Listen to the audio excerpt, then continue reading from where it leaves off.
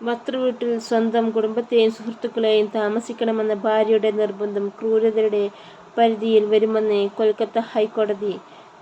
കുടുംബജീവിതത്തിൽ ഭാര്യയ്ക്ക് ഭർത്താവിനോട് താൽപര്യമില്ലാത്തതും കൂടുതൽ സമയം ഭാര്യ കൂട്ടുകാരിയുടെ കൂടെ ചെലവഴിക്കുന്നതും കൊടും ക്രൂരതയാണെന്നും കോടതി ചൂണ്ടിക്കാട്ടി.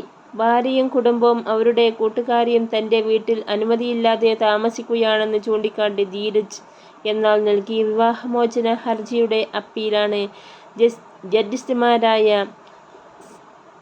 ഭട്ടാചാര്യയുടെയും ഉദയകുമാറിന്റെയും നിരീക്ഷണം. ഭാര്യയുടെ കുടുംബവും കൂട്ടുകാരിയും വീട്ടിൽ കഴിയുന്നത് ഭർത്താവിന്റെ സ്വൈരജീവിതത്തിന് തടസ്സമാക്കുമെന്നും കോടതി ചൂണ്ടിക്കാട്ടി. ഇതേ ആവശ്യമുന്നയിച്ച് ധീരജ് നൽകിയ വിവാഹമോചന ഹർജി കുടുംബ കോടതി തള്ളിയതിനെ തുടർന്നാണ് ഹൈക്കോടതിയെ സമീപിച്ചത്.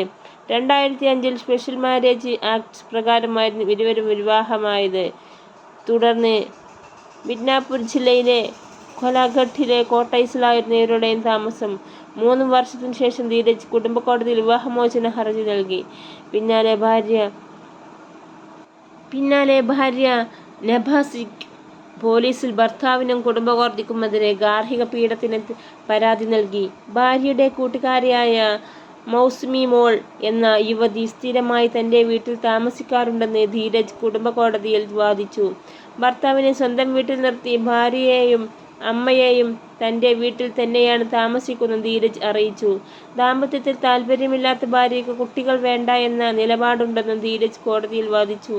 എന്നാൽ ഇതിനെ ക്രൂരമായി കാണുകയില്ലെന്ന് നിരീക്ഷിച്ച കുടുംബ കോടതി വിവാഹമോചനവും നൽകിയില്ല. ഇതോടെയാണ് ധീരജ് ഹൈക്കോടതിയിൽ അപ്പീൽ നൽകിയത്. അവര് രണ്ടാളും